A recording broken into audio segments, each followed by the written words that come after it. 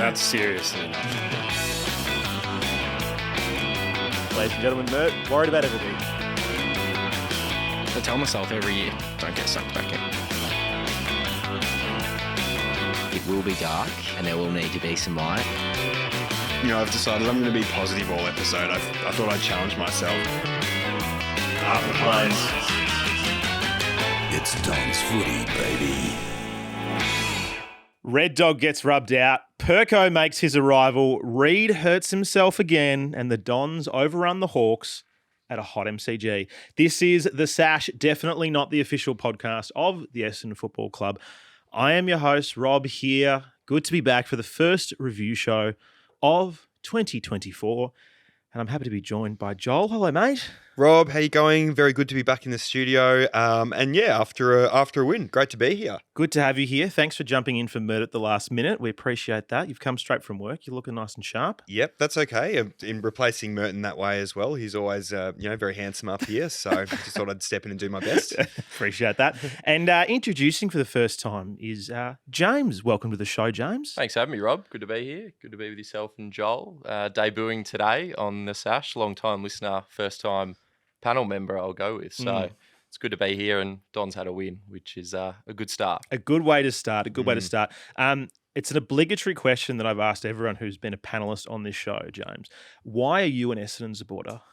It was forced upon me. That's not a bad thing, although it has been a tough lifetime for me. A little bit young for the 2000 premiership, and then we've battled away since then. But my dad had me in the Essendon gear pretty early on. So yeah, certainly wasn't a decision I made, but I think that makes you even more faithful and riding the ups and downs as we go, as we all know. Yes. Child abuse comes in many forms. An Essendon kid is one of those ways, which I have learned as they call that a father. intergenerational trauma. Yes, exactly. And it is something that I'm giving on to onto my kids. Rob, and I've been thinking a fair bit lately. You know what we need to get? What do we need to get? Team kits. Team kits, like footy kits. Yeah. So, obviously we're a group here. We might want to start a nines team, maybe play some football, pub crawl, something like that. Okay. I reckon we could probably organise something like that. Yeah. Were you any good at footy, Rob? Well, I did captain the 4th in year 12, so iconic is what I would refer myself as. Yeah, okay. Focusing more on your academic pursuits then, I guess. Yeah, clearly. Priorities. Yeah, exactly. That's how I roll. Yeah, understandable. All right, well, where are we going to get these kits? Have you guys ever heard of First Ever Custom? No. Well, First Ever Custom is a fun, creative brand that empowers individuals and teams to express themselves. Oh, love being empowered, Rob. Don't we all? Well, if you're looking to up your local team's game, get the best kits. First Ever Custom is the place to go. From AFL, soccer, basketball, to training wear and tracksuits, FE Custom is the place for you. Geez, that sounds good. Orders ship within 15 days. There's no minimum order amount, and you have full custom control of your kit colours, your team names, numbers, and logos. All pricing is listed on the website, so you don't have to wait to get a quote from someone. You can look it up, buy it then and there. I am looking at it right now, and I am locking these kits in. Order placed. Oh, Rob, this feels great. It's lightweight. Comfortable? So everyone, if you are looking to update your local team kits, get onto First Ever Custom and use the discount code SASH10 to get 10% off your purchase. How good is that? Joel's is flexing in his. Yeah, I feel strong. You feel strong. You look fast. You're ready to go. You're ready to run out there. You can find the link in our episode description and on our social media. That's First Ever Custom. Use the discount code SASH10 when you make your order today. All right, boys, let's get stuck into it. Plenty to talk about after our first win of the season as we sit here in our lovely kits that we've got on. Where do we start? I mean, let's just start with the goods. Let's just go straight into the goods. There's plenty to pick out. Love it. We'll probably back end the show with the bads, I think, this evening. Yep. You know what, James? You're on debut. I'm going to chuck you the new ball. Give us a good. What do you want to lead with today? Well, you can't go past Perko. Probably his best game for the club. Second to probably playing Hawthorn round 1 last year. Obviously, Perko's always had the attacking game that we know and love, and that's why we drafted him. But to get that opportunity in the midfield, against Hawthorn, who are a young side, but they've got some good midfielders in there. Jai Newcomb, a similar style of player. Really, really good game. 24 touches, 2 goals. But the thing I loved about Perko's game was 12 tackles. I think the knock on Perko has probably been that he's got the attacking flair, but maybe not necessarily the two-way running in the defensive game. So to see him stand up, game high, 12 tackles, set the tone in there early with Duzzy, and really pleasing effort from Perko. And now Brad Scott's got some tough decisions to make going forward as to whether we see him there permanently or whether he goes back to that half forward role. Yeah, I was. I think I had him in my concerns after the practice game because I was like, it doesn't look like he's trying that much. And I had a few mates who go for the teams who, are like, oh man, he doesn't look fit. I was like, oh, what's going to happen? But yeah, clearly he's one of those guys. It's like, no, I'll do it on the night, mate. I'll do it on the night, and he certainly did. Just all over the place, kicking goals, doing everything you want from a midfielder. And since Saturday, all the mainstream media, it's all been Perk talk, which I like. Hopefully it doesn't go to his head, but good to hear. It's been great. And what I liked about a lot of his tackling is like one of the issues that Essendon's had for a while is like these one-arm tackles or like kind of like missing the body a little bit. Like he was going straight at people and like holding onto them and bringing them down. They're all really, really strong tackles. So like exerting himself physically, which was fantastic. And hopefully there's more of that to come. Yeah, exactly. Yeah. And like you said there, Hawthorn's got a pretty good midfield, I think. Like they've clearly got a lot of issues around the ground, but Newcomb's a really good player. Warple's a really good player. And some of the other guys who are there as well. And Perko on several occasions buried them, which I was like, not just a pretty boy. He's playing pretty tough. So it's gonna be a funny one. I guess. Look, we'll talk about it now. Like when Darcy Parish is fit, whether it's this week or the next week or the week after that. What changes do you think, Joel? That's a tough one. Look, I think if anyone's missing a bit more in the rotation, it's probably does. Like I think he played a pretty good game as well, realistically, but he's probably got a little bit more impact that he can have end to end on the wing. Like if he was, going to even push Dersma out a little bit. Like I didn't think Dersma had a fantastic game, but I thought Duz was really important in moments. So, and Parish is unfortunately just going to be a bit one-dimensional. I know he started his career forward, but he has to be in the midfield. He's obviously going nowhere else. Obviously Perk can kick goals, but after a performance like that, and particularly with the knock also being on Parish sometimes, his defensive running and pressure isn't that great. Like Perk has to be in there, I think. What do you think? I agree. I think Perko, he'll gain confidence from that. And I think he's the type of guy that we keep that momentum going and we don't stop it. I can see him sort of getting quite frustrated if he now has to go back and sit a half forward flank in that secondary rotation. And you've got to remember that he's also competing with the likes of Caldwell. Duz is now coming back as an inside mid this year, it appears. And we've got Hobbsy to come back in as well, who plays a very similar role. So I think we keep a good thing going and keep Perko as that first rotation, but it adds another dimension for us. We've got a tough draw coming up. We're going to need to look at plan B and C and D, and Perko's shown that he can be that. So definitely positive. Yeah. So centre bounce attendances for the day, excluding the rucks. Perkins had the most of any midfield with 27, Merritt 25, Setterfield 23. So they were the main three, and then Durham 14, Caldwell 4. So that's the centre bounce. Obviously around the ground, it changes up. Yeah, I feel like, look, from that, it shows that Caldwell probably going to be the one to get pushed out to half forward the most. But I agree with what you said. Durham can do other things. And he did, look, I thought he did some really good stuff, but he did kind of go missing at times a little bit. And I feel like he's probably hasn't got that just, accumulated tenacity of those guys who just run around all day and just get the ball, like a Parish does, for instance. So, I guess he can just be that impact player. Like you said, all right, let's say we get bashed up by Sydney for 10 minutes on next Saturday night. All right, let's mix it up. Let's throw Durham in. Let's take this person in. I think that's the way to go about it. And it's nice to have depth. And it's nice to have options. We just got to hope that, Parish doesn't throw out the balance, because that was a long discussion from last season, even the seasons before, that where someone went out, whether it be Shield or Parish or probably the two, and then suddenly things seem to work better. And hopefully they're not just going to go, oh, well, Parish is fit and Shield's fit, so we're just going to run Paris, Schill and Merritt again. Like Setterfield has to be there. He's he's the full defensive one, Definitely. basically. So hopefully that doesn't. I think Parish in the game against Geelong, it looked to me like he was making some better defensive efforts than potentially in the past in that game here and there. So, yeah, I hope that doesn't throw the balance out. But, I guess we've got a spoil of like younger midfielders who are trying to knock that door down. And, Caldwell's a hard nut as well, even if he is that sort of sixth person or fifth person that's going in there. So, I would love to see Brad Scott kind of rewarding that tenacity and continuing that and, holding up that standard of needing to be a defensive-minded team as well. Yep. I'll go my good. Big Benny Mackay.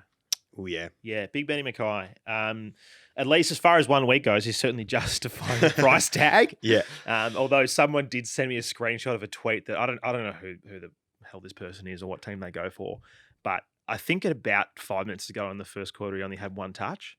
And they were like, 1.5 mil for one kick. What a spud.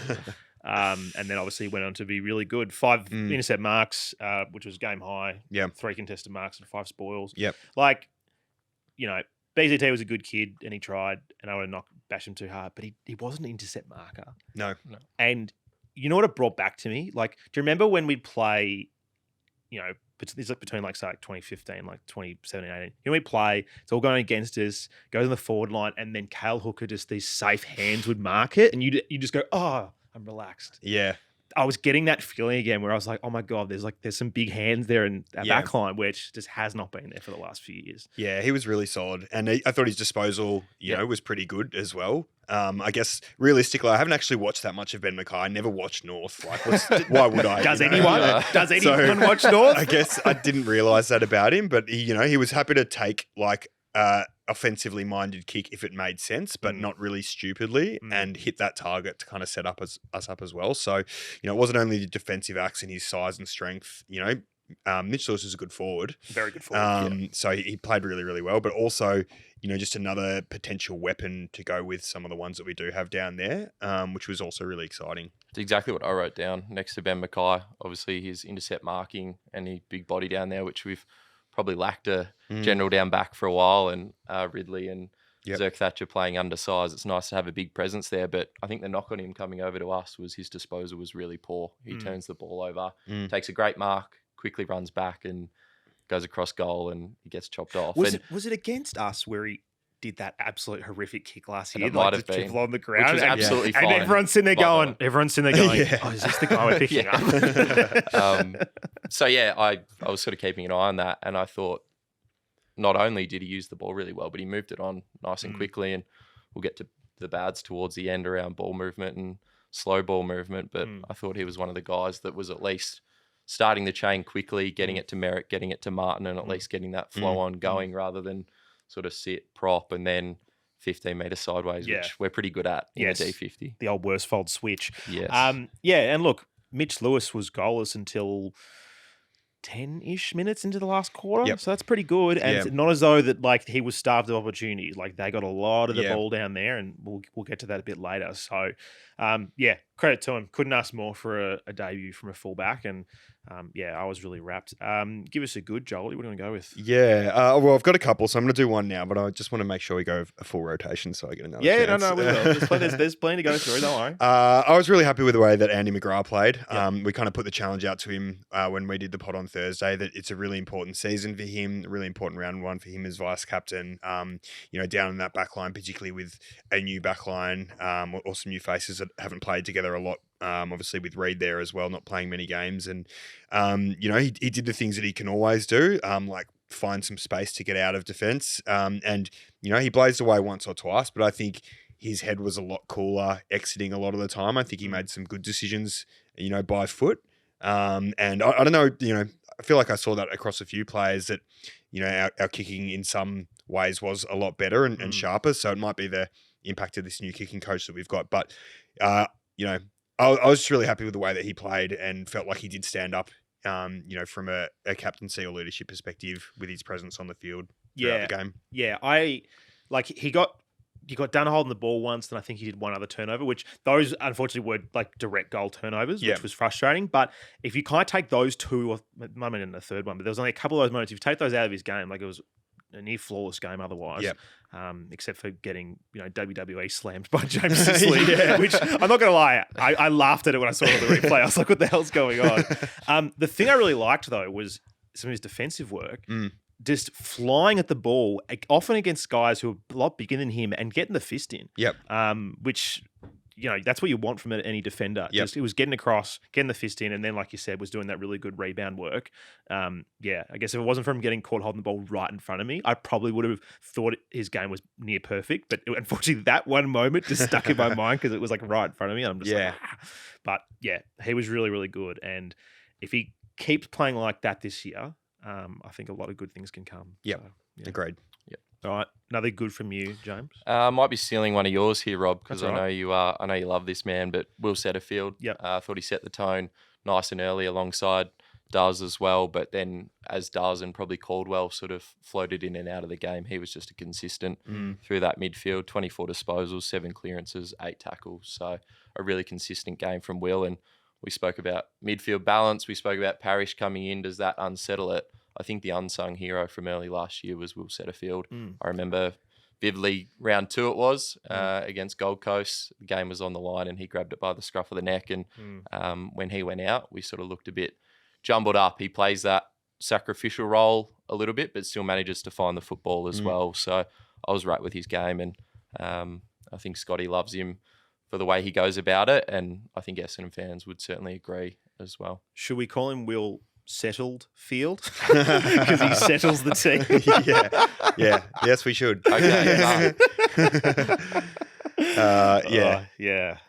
Sorry, that was terrible. Yeah. No, you're right. It was such a big loss last season when he went out with what was such a random injury. Like, didn't someone step on his foot or something? Foot, toe, something. Foot, toe, something really random. One of those things where it's like, oh, it's going to be like a couple of weeks. And then like 3 months later, you're like, where is that guy? He was massive. He's really, really important. And then, like you said, looking at the fixtures coming up for the next few weeks and, looking at Sydney and like, say what Heaney's doing or St Kilda and like a Jack Steele, and you go, all right, like Setterfield, like this is what he's here for. Which is really exciting. And I'm a big fan. Met him at Adelaide Airport after gather round. Mert got a photo with him, which he wasn't happy about. But it was pretty good. Yeah. Does Mert remember it? Mert stank like piss, but I mean alcohol, not urine.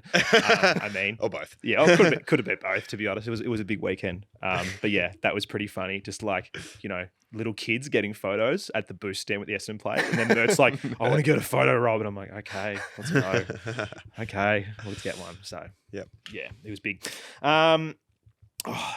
There's a few goods here. It's hard to pick one.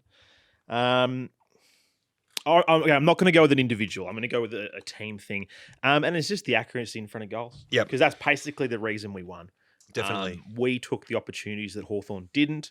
We kicked very straight. String of 4-1, Langford 3 straight. Yep. Peter Wright 2 straight, or maybe 1 out in the fourth in there. And Guelphy 2 straight as well. Guelphy, terrific game as that negating forward. Yeah, justified his selection. Really justified his selection. I was filthy at him from that Geelong game where he, again, kind of like Perkins, didn't really look like he was trying. Yeah. Clearly one of those guys who's like, I'll do it on the day. He was fantastic. Peter Wright, really good on the lead. Still needs to improve that contested marking quite a few times where he, got out body, which is something that's, just still a bit of an issue.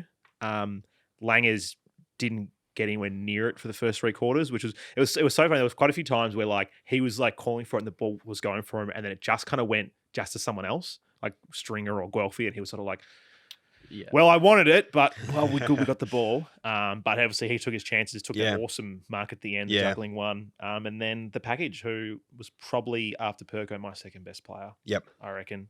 That was good to see. I think he probably won us the game, along with Perkins, just with his. I mean, Perkins kicked 2 straight as well. Yeah, that's what matters, and that's the thing. Like, there's been plenty of games for Essendon, and we've been the side who've gone, 8 goals, 17 or whatever it is, and go ask a Melbourne supporter how important straight goal kicking is, because that can be a grand final berth or not. So Yeah, I was really wrapped with that. It's a really good sign starting the year. And you kind of look at those guys and you go, well, Stringer, Langford and Wright are all very good kicks of the footy. Very, very good kicks. Guelphy can be a bit hit and miss, I think, at times. Harrison Jones needs to have a shot before we can discuss it, I guess. But yeah, those guys are very reliable and I was pretty happy with that. Yeah, that's a good one. Again, like the kicking coach, I don't know how much of it is down to goal kicking as well, but like, you know, on that same trend, like I thought we lowered our eyes going inside 50 better than we have in the past. Like, you know, we didn't necessarily do it the whole time, but there was, you know, one that I think Gresham did it, Goldie did it, Merritt did it, Caldwell hit a good one, Perk did it. Just where we were going and hitting someone within that sort of 50 to 30 meter arc as opposed to just bombing it long. Yeah, long to Peter Wright. Yeah.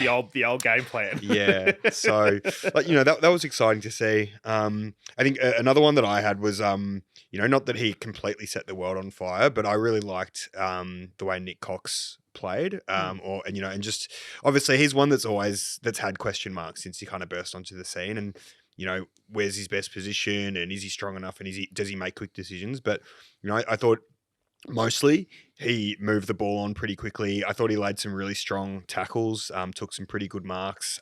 He got beaten in a contest really, really easily in the third or fourth quarter. Yeah, he lost a couple of bad one-on-ones. Yeah, but then I also felt like he fought back and won a couple towards the end as well. So just to not drop his head and get completely out of the game, like, again, not, you know, the perfect game, but, you know, I think I just saw a lot more out of him than maybe I had seen towards the end of last year, and you know, I was just happy about that in general because, you know, we don't need him to be a superstar right now, but we want to see like signs that he can grow into like being a really impactful player. Yeah, it was. I mean, like, you know, he said to me when I interviewed him was like, "Oh, Mark Blitzarve is where I'm trying to get to my career," and there is no more thing of a Mark Blitzarve's game than starting in one position and someone gets injured and then you have to go plug a hole. Yeah, like that's Blitzarve's 101, and that's what he had to do. And yeah, not perfect, still plenty to go on. Sounds like, you know, when I said to him, why do you take 15 seconds to kick the footy, he definitely took that on board, although I'm sure I wasn't the first person to say it to him. Yeah, no, I know what you mean. He felt like he was having an impact, as opposed to, I guess, last year where, I mean, his body was probably fucked, but he was just, you know, no impact in the game. But I think he was right. Well, lack of confidence as well from Coxie. I think when he first came onto the scene, we're going, who's this kid? He can kick 50 metres left and right. He backs himself in. He takes those corridor kicks. He kicks it long straight away. He makes no hesitations.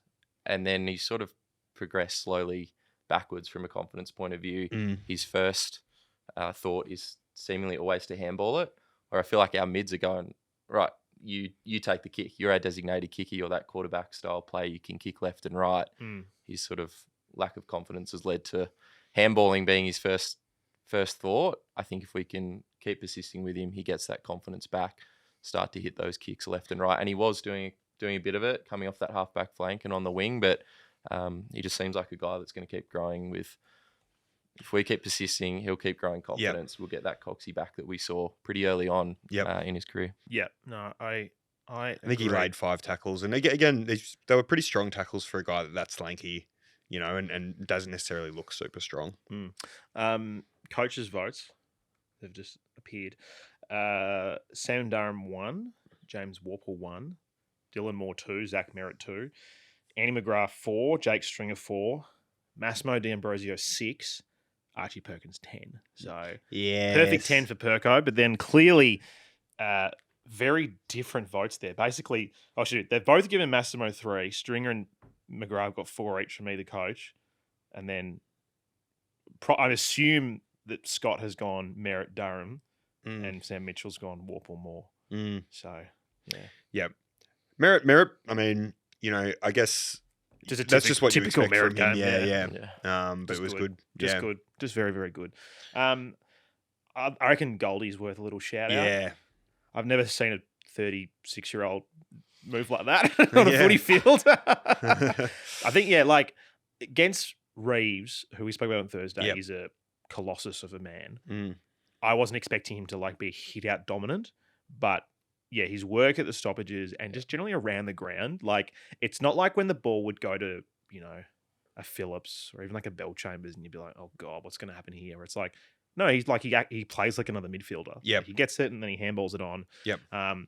Had a few times where he had the ball outside 50 and people were like, have a shot, and just straight away just does the 30-meter short kick, which Yep. like you said was what was working. Yeah. But yeah, pretty good on Goldie. What was Pretty it good. like at the game? Like, because I watched it on TV. I was away, and yeah, watched the replay. And as I was saying earlier, I kind of got to watch it with this objective eye, and you know, I feel like I was really looking for all the things that went well, and not too caught up in the moment, knowing what the result was going to be. Like, how do we look? You know, from the top down. You know, how do we look structurally? How do we look like? You know, we were setting up across the ground. Yeah. I mean, look, I was on level 1. Yep. So I wasn't getting the bird's eye view of it. Like, I mean, this can sort of segue into a bit of a bad discussion, but yeah, there was quite a lot of times where they were just walking it out of forward 50. Yeah. Straight up the other end. And I remember there was one passage in front of me where I think it was it Weddle? Josh Weddle? Yep. Is that his name? Yeah. Weddle and Massimo did like a little 1-2, and they're both running with the ball.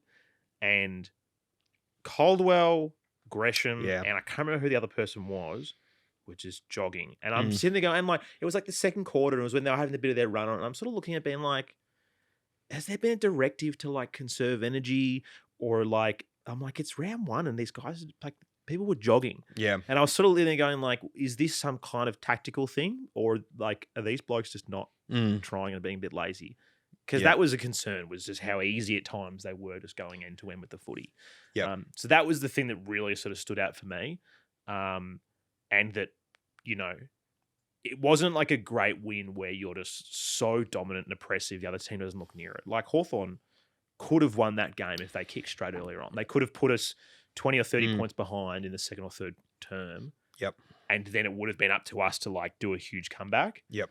But yeah, that was probably my biggest takeaway. Very rarely did we force them to kick long down the line. I feel like they looked into the corridor, and a couple of times Reeves was sort of standing there by himself, and you're sort of wondering how a man that size can just be sitting in the middle of the corridor by himself, no one within 15, 20 metres, and off the back of that, they're a really small, hard-running side on a hot day at the G. Yeah. So they certainly showed us up there, but very rarely did they have to kick long down the line, transitioning from defence. If they didn't have that corridor kick, I felt like it was bang, bang, switch, and their wingers were out and gone, and we were sort of 20 metres trailing behind. So that's a concern. Yep.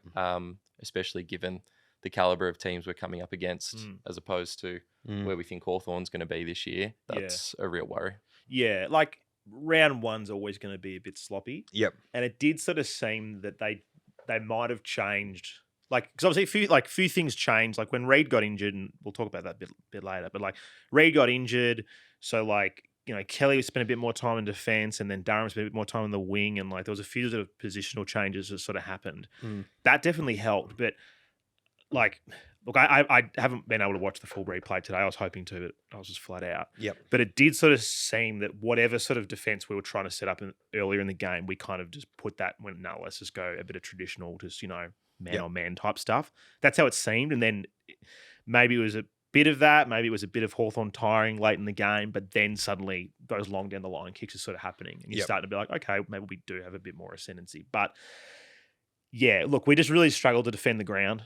I think we do, like, we definitely defend smaller grounds better. Yep. At least the next 2 weeks we're playing on smaller decks. Yep. But yeah, it's just, you just don't like it's not good to see. And yeah, I know some people will be like, oh, we did all this. I'm like, well, I do feel like if we played a better caliber opponent, we probably wouldn't have had the opportunity to win like we did. Yeah. But we still won. So I agree.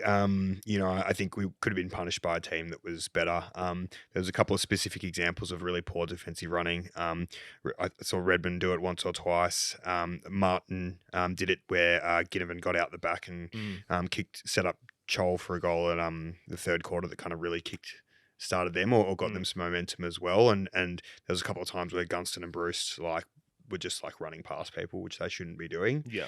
But then again, you know, watching the replay, I thought there were a few moments where it looked like our structure defensively kind of was working, and we were able to, you know, get a fist in, near where the bench is and knock the ball down and like create a contest. And I was Mm. like, maybe this is the structure starting to work a little bit. Like maybe it's starting to click for some of these guys, but Mm. you know, we're just not yet there yet for it to be working 100% of the time. And Yeah. you know, obviously it only takes one link in the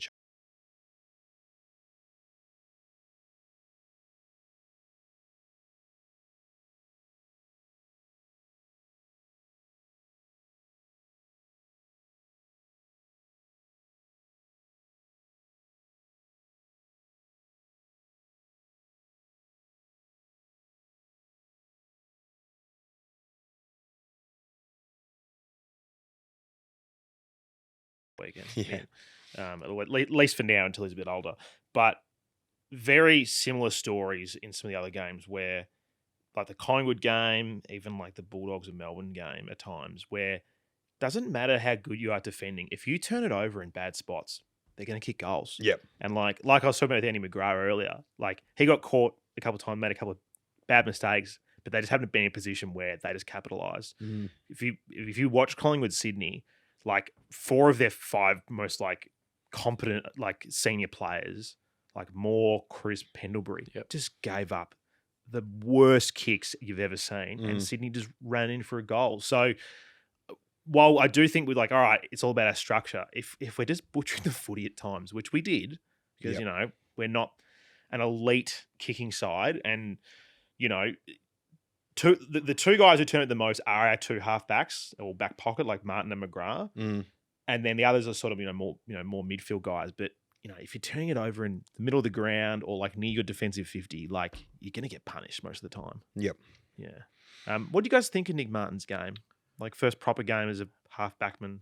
Yeah, I was at the game and I was sort of surprised to walk away and see that his disposal efficiency was quite poor and that he'd had quite a few turnovers. I felt like at the game he was quite impactful in a positive way. But one thing that I noticed, and you were speaking about being at the game and looking at our movement up the field, quite a few times we'd look to get the ball in Merritt and Martin's hands at half back, and then it was almost like job done.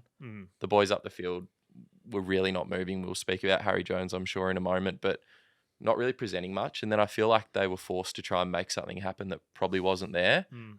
So whilst it looks bad on the stat sheet for Martin in particular with his disposal efficiency, I feel like he was trying to make something happen that we weren't really allowing him to. So I think the blame lies on probably the guys up the field as much as Martin himself. But I like him there. I think it's the right role for him. Yeah. I hope we persist with it. Do you think he can defend well? I mean, like time will come. But like you spoke about Ginnivan there. Yeah. Like I feel like an experienced half-backman, even if you are given the license to just be that full rebounder, there were times where it just seemed like he just doesn't quite have that just defensive nous yet. Like it's game 1 in that position, at least in AFL standard. So I do wonder, looking ahead, I'm like, do you think that his opposition teams are going to look at that and be like, let's try and exploit that? Because they'll know that we want to use him to like get up the ground and he'll push up the ground. So it'll be on his opponent to be that guy who gets into space, which Ginnivan did. Like, I think he had like 10 touches in the first 10 minutes or something. Like, he was everywhere. Yeah, he was. It's interesting you say that stuff about being up the ground, because watching it on TV, I didn't think he had a great game. I thought he shirked a few contests a little bit and kind of jogged where he should have run when it came to defense. He's a great player and I loved Nick Martin. I just felt like it wasn't. I just didn't think it was his strongest game, and I was again, a bit concerned from a defensive standpoint. And I didn't think he was super damaging by foot, but maybe that was he is damaging by foot, so it might just have been a bit rusty round 1. Yeah. It was like the other halfback, like not McGrath. What do you guys think of Red Dog's game? I didn't like it. Yeah, it didn't seem like the usual Red Dog. Yeah, I was surprised to see he'd had, I think it was 22 disposals. Maybe because he's missing the hair, he's not as noticeable anymore, but certainly not as damaging as what we're used to. No. I think he had one sort of shot on the run that he did a run around and got the handball and missed it, but apart from that, he wasn't really noticeable. And maybe that's part of Martin at halfback now. Red Dog has to sort of quell his attacking game a little bit. Does that then take away one of our good assets to try and force another one? I'm not sure, but we won't have him next week anyway. Yeah. Are you guys familiar with the story of Samson? Yeah. So Samson lost his locks and he lost his powers. So Yeah, I don't know. Should have kept the hair, Red Dog, although I know it was for charity and all that. This is me just shit canning charities. Yeah. But anyway, you know what got me? And like you see, like it's when the foot was on the side of the ground, Redmond did something. And because I didn't see his number and all I saw was shaved head, I was like, I did not know Nick Cox could do that. And then I saw the number, I'm like, oh, it's Redmond. Okay. Because like from a distance, they, two skinheads, they look pretty similar. So, not his greatest. We may as well talk about the incident. Thoughts, Joel? I don't understand how that's a week. He makes contact with the face, but it's so insignificant. It's like that's just a little bit of push and shove. Like, there's he's not trying to knock the guy out. He's not trying to hit him on the chin. It's literally just a bit of push and shove. I can't believe we haven't challenged it. I don't understand like why there's no appeal. Yeah, I think they've changed the ruling or how this stuff is interpreted. Okay. The thing that I get annoyed about is like who's the other incident? Hewitt? Hewitt and Neil. Yeah, where they go, because that's near near the play and sort of in play, it's okay, but because it's over here, it's not. I'm like, why does it matter? Like, if you hit someone in the face, hit someone in the face. Like, I don't think it really matters. So, no. Yeah. It's stiff. Clearly, the AFL set an example, although, the Carlton lawyer wins again. Yeah. But, yeah, bit of a problem not having Red Dog this week. For sure. We're going to have a few outs this Sydney game. I think it's going to be a big challenge. Yeah, it's not good timing. We've obviously lacking defenders as it is. Reid, Ridley and Baldwin as well, sitting on the sidelines. So we spoke about Nick Cox before, his opportunity to go back and take one of their talls and potentially Laverde to come back in as well. But, not good timing, to say the least. I'll give you another piece of bad news, boys. I've just opened Twitter. You ready for a bit of bad news? Oh, no. So Brad Scott's been on AFL 360 while we're here. Brad Scott tells AFL 360 that Matt Guelphy has a calf sprain. Oh, my God. Obviously, Reid's not going to play, and then there was something about how they don't have rights to an appeal due to how the rules been changed. Okay. But, that's another person out of the team. Guelphy's out, so that's great news. Why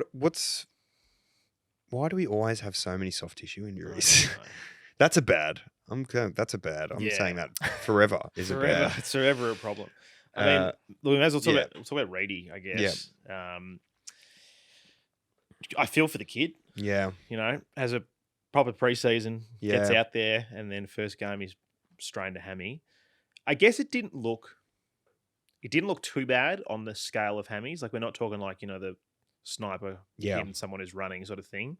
And listening to the post-match press conference, it was sort of the thing where the medicos were like, oh, it doesn't look too bad. And the coaches were just like, no, let's not risk it sort of thing. So I'm hoping that means on the minus side. But with Zach Reid, who knows? Yeah, you would imagine they'd take a conservative approach. Again, it's not good timing with a couple of other tall defenders down, but given the program that he's been on and the difficulties he's had over the last 12 to 24 months, I can't imagine them rushing him back. I think I read earlier today there was whispers of probably 2 to 3 weeks on the sidelines. That's probably more accurate than rushing him back after one, as I said, given his history. But yeah, really disappointing. I noted down here that, I was really looking forward to seeing Reid, Mackay and Ridley play. I really thought the addition of Mackay and Reid getting some consistency would see Ridley back to his best as well. So to have 2 out of 3 now sitting on the sidelines is really disappointing. Yeah, no, it certainly is. Do you want to give me another bad, Joel, and then we'll maybe have a little break and we'll come back with some more. Yeah. All right, what have I got here? I've got quite a few. We're back, baby. We're back. Yeah, no, we're back. No, we're going to stay positive mostly. I thought not being able to deal with Ginnivan, that's actually just a concern for me in general. Like, we know he wants to play against the Bombers. We know he's going to come out firing. And obviously another rivalry game, Big Hawks. Like, I just think, like, it was good to see us go to Sicily and try and wind him up. I thought that was good, but like, I just don't know how a player like that can get so off the chain so early when we know it's going to happen. And that just really pissed me off because it was him. His celebration pissed me off. You know, get over yourself after that goal. Long Who do you sleeves think on you a are? 30-degree day. Yeah, yeah, exactly. Just What like are you hiding under? What are you hiding under? yeah, so he's just bad in general. But like, I would like us to deal with him a little bit better. I don't know. That annoys me. Yeah, there was a bloke sitting near me, a Hawthorn supporter, who was like, Ginnivan did something, and he was like, been like, yeah, Ginny, blah blah. And a voice was like, "You hated him months ago," and I was like, "Yeah, you obviously did. You obviously did. Yeah, we don't need to speak about him. Let's take a little breather, guys. We'll come back with some more goods, more bads, and we'll look ahead to next week after this. Welcome back. Part 2 of the pod for this evening. I did just want to start off Seg 2 with some news for everyone. Now, if you're not on Bomber Blitz or Essendon Twitter, you probably aren't aware of the news that our dear friend Paul Cousins is no longer the VFL president at the club. So after some discussions with the club did decide that the role was no longer required. This was a volunteer position that Paul had done for almost 10 years, which also included a time when he was on the board and was also the VFL president. So I just wanted to personally thank Paul for all the time he's given this show over the years. I think Paul brought some legitimacy to this podcast in our early years, and I'm forever grateful for what he's done for the show. Paul's obviously always welcome to come on the podcast, and look, I will definitely have him on again at some point. But the VFL wrap with Paul, sadly, is finished moving forward. So as it stands, we won't have a VFL report on the show on Mondays anymore. We are looking to try and organise something with the club or with someone who may be filling a role similar to Paul if they want to do it. But for the immediate future, we won't be doing a VFL report. We'll just be going off Bomber Blitz and the match report and, whatever highlights we get. And if the game happens to be on, 7, we can watch it and all that kind of stuff. But, I just want to thank Paul for everything he has done for the podcast. He's provided some awesome insight to lesser-known players and really helped us understand who's ready to come into the system. And I'm sure for a lot of you listeners and viewers, it's the same as well. So, I just want to do a big thank you to Paul. Joel, I know you've spoken to Paul a couple of times on the show. Did you want to add anything to that? Yeah, no, it was awesome talking to him and getting that insight. And he was always honest and gave a really good review of how he was seeing things on the park. And it was awesome to have that insight.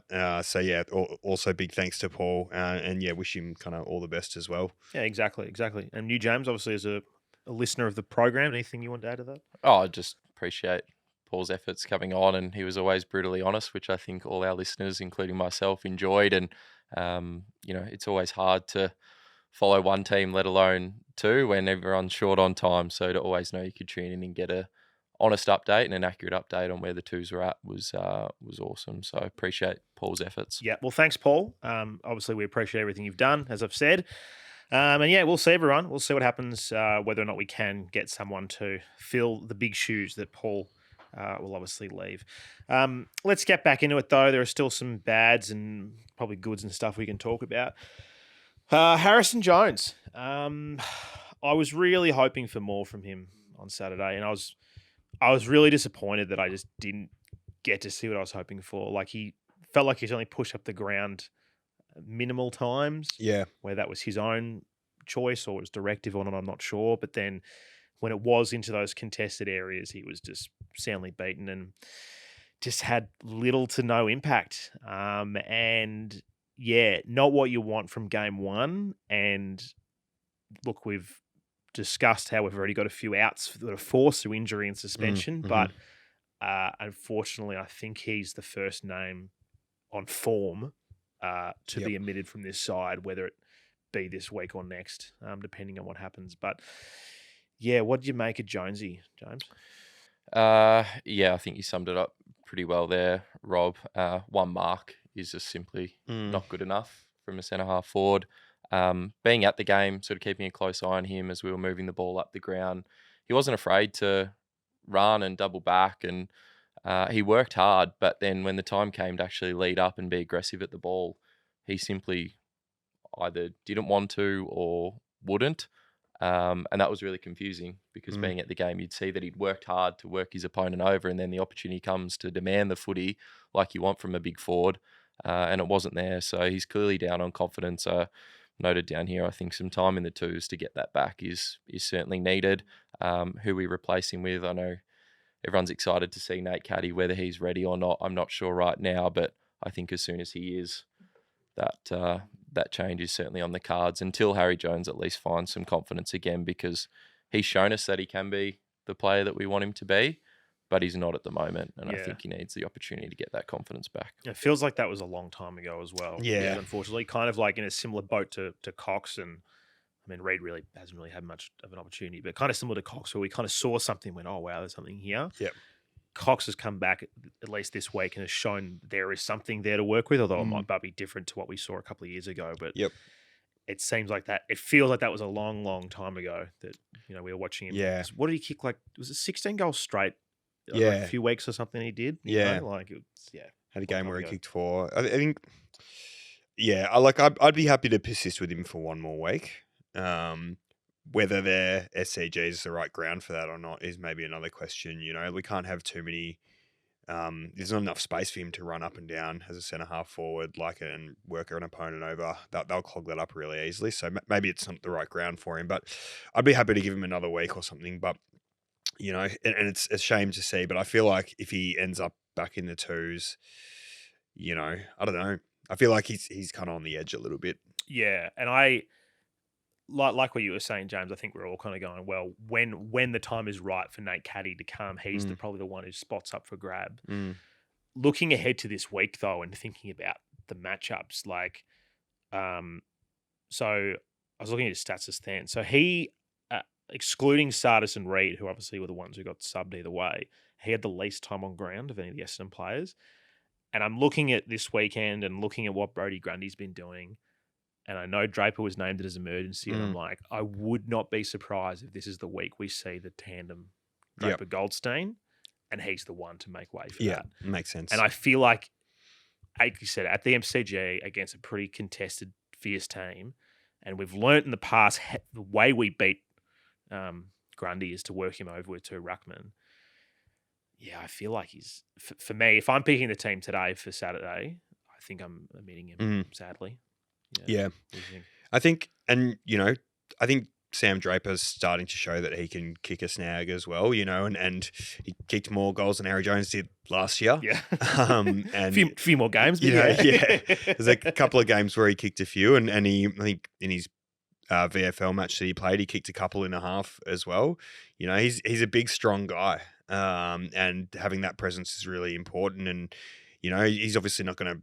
Sam Draper's not going to be a leading centre half forward and taking marks, but we can move other people around to play that role, get Langford up the ground a bit. If Drapes is going to drop forward into the forward liner, I think he's probably a more effective option. Well, he crashes the pack. Yeah, and he's a bit more of a presence, and I think you're sort of looking at Jones going, all right, well, if you're not going to mark it, at least you want to have a big impact. And look, he had a couple of tackles, which is good, but I don't know. If I'm an opposition coach, and I'm seeing Harrison Jones, and then I'm seeing Sam Draper, I think Draper's the one I would be worried about, because we also know what Draper can do when he goes into the ruck, not just being a forward as well. So, yeah, it's a hard one. I guess we can look at the teams for next week. So, Reid is obviously out. Redmond is out. We've now learnt that Guelphy is out. That's 3 definite outs. Yep. Who do you think is going to come in? James, you want to go first, maybe? Yeah, I was surprised to see Nick Hind out of the side in round 1. So I have to stick with Hindy there, given the outs we've got now. As I said, I was disappointed he wasn't in there in the first place. So I'd definitely be bringing Nick Hind back in. The other obvious is probably Laverde. Again, probably stiff to miss out. I think given our defensive stocks are under the pump, he's a walk-up start to come back into the side as well. And then the other one I was impressed, and I didn't mention in the goods, but Sardis's impact when he came onto the field. He was really in a good. half of footy. He had an instant impact. I wouldn't be surprised if he comes straight into the starting side as well. Yep. Yeah, I mean, maybe we'll just touch on Sardis for a little bit. Last season, we saw so little of him. Yep. And obviously coming off a pretty big injury. I wasn't really sure. And yeah, again, practice matches, I thought he was all right. I wasn't there, but watching TV, I was like, I don't know. Gee, really, really showed why he was taken at the pick he was. just his work rate to get in, just like he was demanding the footy at times. And you're talking about times where like people hyped the ground weren't doing much. I remember a few times that we were coming out of like the punt road end to City end, and probably was the last quarter actually, and he was just bolting into space. Just I could see him moving around. I was like, this guy's demanding the footy, which I really like to see. And then he got it, and then he ran and got the overlap again as well. And I was like, okay, you know, the kicking can improve, and it wasn't actually that bad, No. to be honest, compared to what we saw last season. Yeah. So I was like, okay, I like this. Yeah. So yeah, I think Sardis will come in. Hind Laverty. Maybe Hobbsy. Yeah. I know you're a big Hobbsy man. Been left out, although he has had a bit of an injury interrupted preseason. Yep, and we know he can kick a goal as well. So you know, Hobbsy might be someone that is he's versatile in that sense. You know, he could go into the middle. He could go, play in that sort of forward pocket centre half. Not centre half forward, but forward flank type role if needed. And he's strong, and against a contested team like Sydney, he's got that sort of want to win the footy. So I think Hobbsy can be an effective sub if that is the move that's made. Yeah, and I also wouldn't be surprised if Hobbs came in directly in and Hind was the sub. Yeah, I think Hind can offer you that late pace can be something that kind of really gets you going. I guess we probably rule out Parrish. Yeah, coming off a sort of sore hammy. I was sort of expected to be at least 2 games, maybe 3. Yeah. So that's kind of it. Is there anything else you're going to change to that team? No, I thought the other thing we didn't speak about in the goods was Gresham. I thought he had a really solid first game. Was creative, was turning different directions, was very just was real buzzy around the ball, trying to get in there and grab it and like move through quickly in packs. So I think he's definitely that was a really good game to start off with. I just sort of wanted to shout that out as well. Yeah, he was. Like he had a few opportunities where he could have pulled off something absolutely amazing. Yeah. But look, he kicked a really good goal. And then, like you said, like when he's got the ball inside 50, like he's pretty hard to stop. Yeah. And if that can lead to him kicking goals or helping other people kick goals, I was really worried that we were going to see him at the centre bounce. I was like, oh God, they're not going to try and do what St Kilda did. But no, like he stayed forward. He stayed in the position that I was hoping. I think we're all hoping he was going to play in. Yep. Yeah, pretty good as far as first games go for the club. Like definitely improvement, but overall pretty good. Is there anyone else you want to touch on, fellas, that we haven't talked about? Dersma I didn't really notice him, to be honest. Yeah. He kind of just didn't what really was click in the stat game. line? Look, 12 touches. Yeah. Okay. 12 touches, and I think this is the killer stat here that I think shows how little of an impact he had. He was a wingman who had 26 metres gained. Like often as a wingman, you're in a running carry, you may be going, MCG. you may be going long down the line to side forward 50, but I just didn't notice him. I just did not notice him at all that he played, and that's. Yeah, I would almost look. I'd almost argue that if we're talking about emissions from the team, obviously I think he's going to play. He'll play. We've got don't have the stocks to cover him at the moment, but if everyone was fit and we were looking to drop players, I think after a game like that, I think Dersma was probably there. But hopefully this is a once-off because you just forgot about him. Yeah, he wasn't noticeable. I think going to the game, you sort of had an eye out for our new players, and he was sort of the one that when he walked away from the ground, you're sort of thinking, did I really see him? And those stats would say no. And from a wingman at the MCG, it's almost a given that you're going to have at least some metres gained, whether they're effective or not. So the fact he's only had 20-odd metres gained is probably the story of his debut. But I think we stick with him. He might have a tough lesson this weekend if he's matched up on Errol Goulden, who owns that wing at the SCG.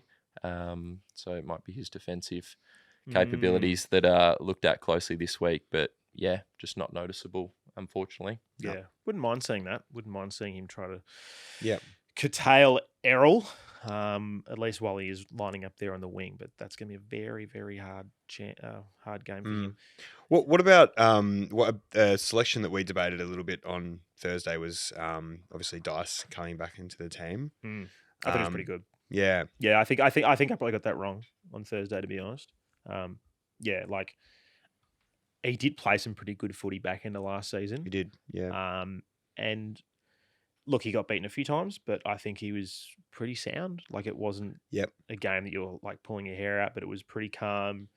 Got involved, did the right things, got plenty of the footy. That was a pretty good game.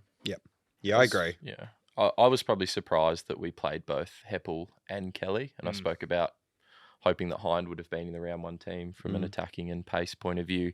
They had a brigade of really, really good small forwards. So I sort of understood the Kelly selection. Traditionally, he's been picked as a lockdown defender, usually on the opposition's most dangerous forward, but I found him playing up the ground quite a bit, and I had him down as a bad on my list of notes because I felt like we got stuck with the ball in Kelly's hands sort of at halfback and on the wing quite a lot. He was very stoppy and proppy like he usually is. He had 15 disposals at 53% efficiency, and it wasn't just the efficiency that hurt us, but it was the time that he took to dispose of the footy. You could see Hawthorn sprinting back, getting their men back, and then he decides to kick it long once they're all set up. So I think he really hurt us. I don't think he goes out of the team, especially with the injuries, but I think we need to look at playing him in his traditional lockdown role rather than up the ground where he's just not a decision maker. Yeah, and I think he did go there late. I'm pretty sure because I stopped seeing him on the wing. I don't like him there. Like, I understand that they're just trying to do this thing where he, starts on the wing and he pushes back at times and all that, but I don't like him there. No. I feel like with hopefully the rest of our midfielders coming back in, that means that someone's going to move into that wing role and he can go back. Because if he's lining up on top Tom Papley on Saturday night, I'm happy with that. Yep. You know what I mean? Like, he's there to bully him, be aggressive, make a small forward earn it. Yep. But if he's standing next to Errol Goulden, and I mean, who knows? Maybe this could be the ultimate tag move we've ever seen. Again, I don't think I like it. So yeah, I get it. I don't like him on the wing. I don't think a lot of people do. I mean, there might be some people who are fans, but yeah, I don't know. No, I don't think so. Keep him in the back line. Yeah. Keep him in the back line. That's where I want to see him. Yeah. What else you got, Jolie? I've run out of ideas. I think just evening. like obviously there was some really good things. There's some stuff to still work on, but I don't think Hawthorn are as bad as people think they are. Like, they've got a lot of injuries at the moment as well, but I still think they have some decent players, and I think. They're obviously coming there on the anniversary of the, grand finals in the 80s, like probably wanting to make an impact against a big rival. So they're always going to turn up. It was a hot day. It was very easy to be like sloppy around one when it's 30 degrees, So I think realistically, we've come away with a win and we got challenged. Every time they kicked a goal, we kicked a goal really quickly afterwards. We won the centre clearance and kicked a goal within a minute or two. I didn't touch on this earlier, and it's been highlighted on a few of the review programs. We smashed them in the middle. We actually smashed them and dominated. I guess we kind of did speak about it with Perkins, but last season when Parrish was out of the team, we sucked at clearances. We just did not have any answer. And to be fair, Setterfield was out at the time as well, but they were awesome. Yep. And Newcomb, Warpaw, as we spoke about, they're really, really good players. Buried them. We just buried them at clearances, which is just not something I was expecting to see. No. And that was, I think that's probably one of my biggest takeaways from the game. Yeah, that's a good weapon, like that ability to, okay, we're back at the centre bounce. They've scored the goal. They could get some momentum, but we have, we've won it out and got it down into our forward 50 quickly. How many goals did we kick from the centre circle? There was a few. Yeah, I was watching on the replay and the commentators were sort of noting that I think we'd kicked 10 goals from stoppages for the game, which is extremely high. And, I'd love to know what the recipe for success is, because if we are any chance to beat Sydney, I think it's going to come down to that contested ball and stoppages and clearances as well. But yeah, whether Goldie had an impact on that, you would say he probably did. The on-ballers were really clean as well, I thought, and set up really well. It was sort of one handball and then a clean kick, and it felt like that was the case a lot of the time. And obviously Caldwell's goal on the run there, as well as Gresham's goal, were nice and clean as well, straight out the centre. So, yeah, I felt like we were really clean, had good plans, and were set up to get, clean exits rather than those scrappy kicks forward, which, when I think of Darcy Parish getting it out the middle, often it's that scrappy force kick forward. We sort of felt like we were running out with a plan. Yeah, for sure. Now, there's no hot takes this evening. I didn't renew my account for that program that I used, and I just forgot about it. I've had some things going on. Someone emailed me, been like, "Hey, like I tried hot takes, and there's this weird link. It basically is like account hasn't paid." And I'm like, "Ugh, sorry about that." So, I will try to bring that back next week, if I'm able to get it sorted. But yeah, I think that's all I've got for this evening, boys. I'm really running out of steam here and going to fall asleep. Is there anything else you guys want to add to the show before the evening? Just good to have a win. Good to have a win. Exactly. All wins are good. Not all wins are great. And I think this was a good win. It wasn't a great win. James, how do you feel on debut? Yeah, good. As I said, long time listener, so it's just good to be involved. Often sitting there listening, nodding their head away, and now I'm a part of it. So hopefully people are also still nodding away as I'm speaking.